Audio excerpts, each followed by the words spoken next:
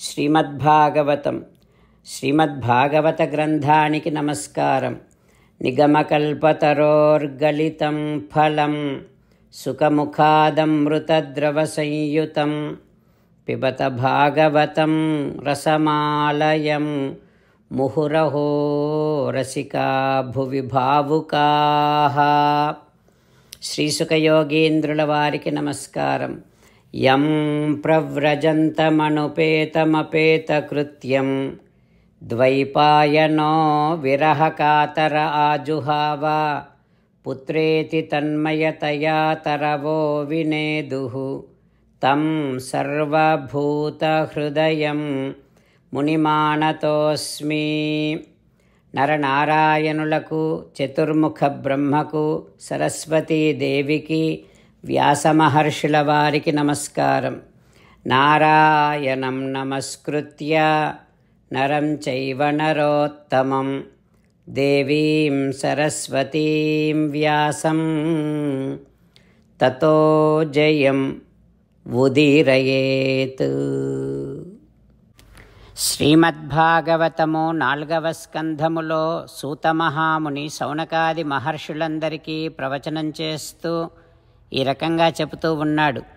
ఓ మహర్షులారా, శ్రీసుఖ యోగీంద్రుల వారు పరీక్షిన్నరేంద్రుడికి ఉపదేశం చేస్తూ ఇలా చెబుతూ ఉన్నాడు. ఓ పరీక్షిన్నరేంద్ర, మైత్రేయుడు విదురునికి శ్రీమద్భాగవతాన్ని ఉపదేశం చేస్తూ ఇలా చెబుతూ ఉన్నాడు. ఓ విదురా, దేవర్షి నారద మహర్షి ధ్రువునికి శ్రీమన్నారాయణుడిని, వాసుదేవుడిని ఉపాసన చేసే విధానాన్ని చెబుతూ ఉన్నాడు. ఇలా అంటూ ఉన్నాడు. ఓ ధ్రువా, ప్రాణాయామము చేసి మనస్సును, ఇంద్రియములను నీ ఆధీనములో పెట్టుకో. అప్పుడు మనస్సు నిర్మలమవుతుంది. ఇక ఆ తర్వాత శ్రీమన్నారాయణుడిని ధ్యానము చేయి.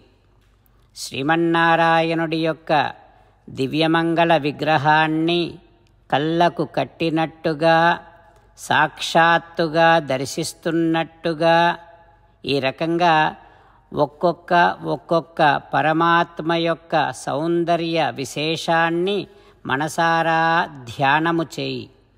ఎట్లా ఉన్నాడు ఆ శ్రీమన్నారాయణుడు? ప్రసాదాభిముఖం శశ్వత్, ఆశ్రిత సత్ప్రసాద అభిముఖుండును. ఎల్లప్పుడూ ప్రసన్నముగా ఉండేటటువంటి ఆ పరమాత్మ యొక్క సుందర వదనారవిందాన్ని సేవించు. ప్రసన్నవదనే క్షణం నిద్ధ ప్రసన్నానన ఈక్షణుండు. ఎల్లప్పుడూ భక్తులపైన అనుగ్రహాన్ని వర్షిస్తూ ఉండేటటువంటి, ఎల్లప్పుడూ మన మీద అనుగ్రహాన్ని వర్షిస్తూ ఉండేటటువంటి ఆ శ్రీమన్నారాయణుడి యొక్క సుందరమైనటువంటి నేత్రములను ధ్యానము చేయి. ధ్రువా, ఆ కటాక్ష వీక్షణములను ఆస్వాదించు. ఇంకా సునాసం సురచిరనాసుండు, సుందరమైనటువంటి ఉన్నతమైన నాసిక, ముక్కును దర్శించు. శుభ్రూయుండును, అందముగా ఉండేటటువంటి శుభ్రువం, తీర్చిదిద్దబడినటువంటి అందముగా ఉన్నటువంటి ఆ శ్రీమన్నారాయణుడి కనుబొమ్మలను దర్శించు. చారు కపోలం సుకపోలతలుండును సుందరుండు. ఆ శ్రీమన్నారాయణుడి యొక్క అందమైనటువంటి చెక్కిళ్లను దర్శించు. రమణీయమైనటువంటి పాలభాగాన్ని దర్శించు.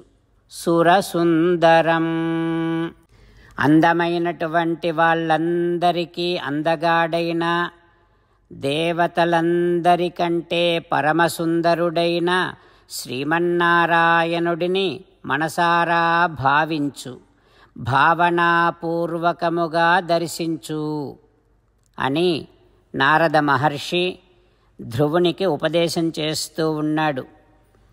ఆ దేవఋషి నారద మహర్షి ఉపదేశానుసారముగా ఒక్కసారి మనము కూడా ఈ శ్లోకాన్ని చెబుతూ ఆ శ్రీమన్నారాయణుడి యొక్క ముఖారవిందాన్ని తనివితీరా సేవిద్దాం.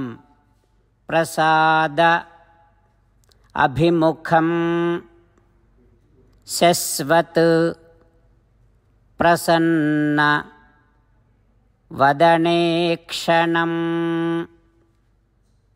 సునాసం శుభ్రువం చారుకపోలం సురసుందరం. ఆ రకంగా శ్రీమన్నారాయణుడిని ధ్యానము చేయమని నారద మహర్షి ఇంకా శ్రీమన్నారాయణుడి దివ్యమంగళ విగ్రహాన్ని వర్ణిస్తూ ధ్రువుడికి ఉపదేశం చేస్తూ ఉన్నాడు. ఆ తర్వాత ఏం జరుగుతుందో రేపు తెలుసుకుందాం. ఓం శ్రీకృష్ణ పరబ్రహ్మణే నమః. ఓం అస్మద్గురుభ్యో నమః. అంతేకాకుండా మనం ప్రతిరోజు శ్రీమన్నారాయణుడికి ఒక 8 పనులు చేస్తాం అని మాట ఇద్దాం.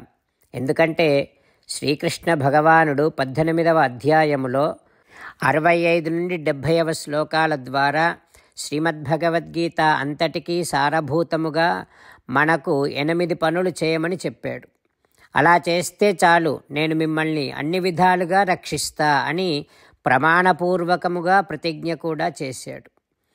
అందుకని శ్రీమద్భగవద్గీతను అంతటినీ విన్న తర్వాత అర్జునుడు కూడా చివరకు కరిష్యే వచనం తవ, కృష్ణ నువ్వు చెప్పినట్టే చేస్తా అని అన్నాడు. కనుకనే భగవానుడు అర్జునుడికి అన్ని విధాల విజయాన్ని అందించాడు.